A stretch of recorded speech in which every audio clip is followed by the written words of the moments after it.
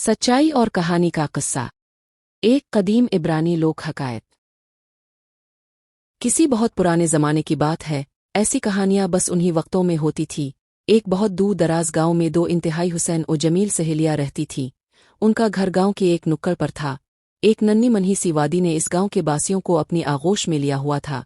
तो पहाड़ एक घने सायादार दरख्त की तरह चारों तरफ इस्तादा थे। ऊंचे पर्वतों के दामन से मीठे लहराते और उठकिलिया करते झरने और चश्मे इस कस्बे को सैराब करते थे। गरज के एक हर बरा परसुकून और परअमन गांव था। इसी वादी में वो दो हुसैन तरीन सहेलियां, जिनमें से एक का नाम सच्चाई और दूसरी का कहानी था, हंसी खुशी अपने दिन गुजार रही थी।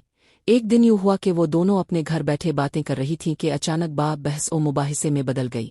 बात बस इतनी सी थी कि उन दोनों में से कौन ज्यादा पसंदीदा है, किसके ज्यादा दोस्त हैं, किसको लोग ज्यादा अच्छा समझते हैं। अब दोनों ने सोचा कि चुल्लू फिर मुकाबला ही हो जाए कि कौन ज्यादा मकबूल और अच्छा है। दोनों ने मिलकर फैसला किया कि गांव वालों से पूछा जाए कि हम दोनों में से कौन ज्यादा अच्छा और पसंदीदा है और किसके दोस्त ज्यादा है। इसका तरीकाकार ये तय हुआ कि दोनों बारी बारी गांव के मरकजी बाजार और गलियों से गुजर कर गांव से गुजरेंगी और जिसके साथ ज्यादा लोग खड़े हुए वो फाते होगा। पहली बारी सच्चाई की थी। जूं ही सच्चाई ने चलना शुरू किया तो जहां से सच्चाई गुजरती वहां से लोग आहिस्ता आहिस्ता सरकना शुरू कर देते।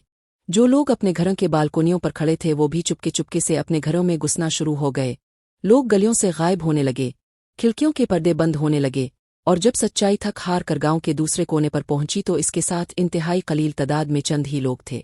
सच्चाई बेचारी घबरा गई और इसने सोचा कि मैं तो हार जाऊंगी। तो इसने सोचा कि अब मैं क्या करूं कि लोग मुझे ज्यादा पसंद करें। तो इसके साथ एक हिमायती ने मशवरा दिया कि वो अपने आप को ज्यादा मकबूल बनाने के लिए खुद को कपड़ों के बोझ से आज़ाद करे, यूं ज्यादा लोग इसे पसंद करेंगे।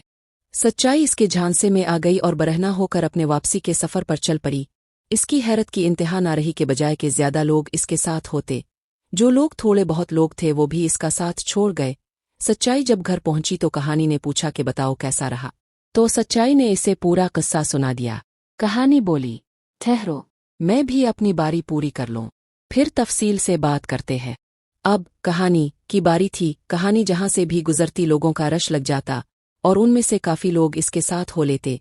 लोग अपनी बालकोनियों और खिड़कियों से झांक कर इसका दीदार करते। और यूं जब कहानी गांव के आखिर तक पहुंची तो इसके साथ काफी लोग मौजूद थे। सच्चाई कहानी की इस कामयाबी पर हैरान थी।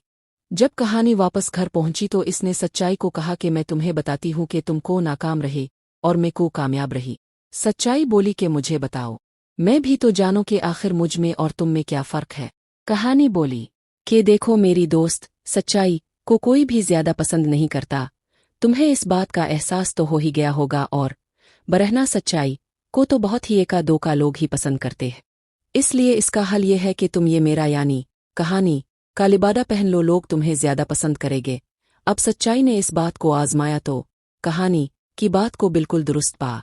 अब की बार सच्चाई के साथ पहले से बहुत ज्यादा लोग थे। वो इसकी बातों की तायीद भी कर रहे थे और ज्यादा ज़ौक़ व शौक़ से इसका साथ भी दे रहे थे।